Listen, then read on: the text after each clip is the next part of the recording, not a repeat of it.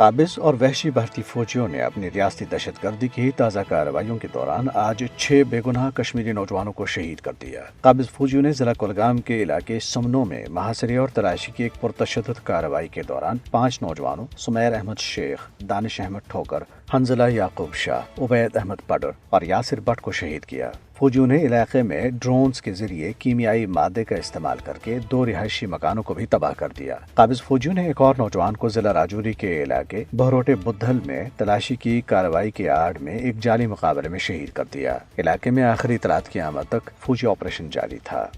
ادھر قابض حکام نے آج مسلسل چھٹے جمعے کو بھی تاریخی جامع مسجد سری نگر کو ایک بار پھر مقفل کر کے لوگوں کو وہاں نماز جمعہ ادا کرنے کی اجازت نہیں دی۔ قابض حکام کو خدشہ تھا کہ جامع مسجد میں نماز جمعہ کا اجتماع بھارت اور اسرائیل مخالف مظاہرے میں تبدیل ہو سکتا ہے۔ قابض حکام نے کل جماعتی حریت کانفرنس کے سینئر رہنما میر وائز عمر فاروق کو بھی اس موقع پر مسلسل چھٹے جمعے کو بھی گھر میں قید رکھا۔ کل جماعتی حریت کانفرنس کے ترجمان نے سری نگر میں جاری ایک بیان میں اس بات کا افسوس کا اظہار کیا ہے کہ مودی کی فسطائی حکومت نے مقبوضہ جموں کشمیر کو اس کے رہائشیوں کے لیے جہنم میں تبدیل کر دیا ہے اور انہیں بدترین ریاستی دہشت گردی کا نشانہ بنایا جا رہا ہے۔ تاہم حریت ترجمان نے واضح کیا ہے کہ بھارت کے وحشانہ ہتھ کنڈوں کے ذریعے کشمیریوں کی جاری تحریک آزادی کو دبانے میں وہ ہرگز کامیاب نہیں ہوگا اور کشمیری عوام اپنی جدوجہد آزادی کو ہر قیمت پر جاری رکھیں گے۔ پی ڈی پی نے کہا ہے کہ بی جے پی کی زیر قیادت بھارتی حکومت نے اظہار رائے کی آزادی اور پرامن احتجاج کے حق پر قدغن عائد کر رکھی ہے۔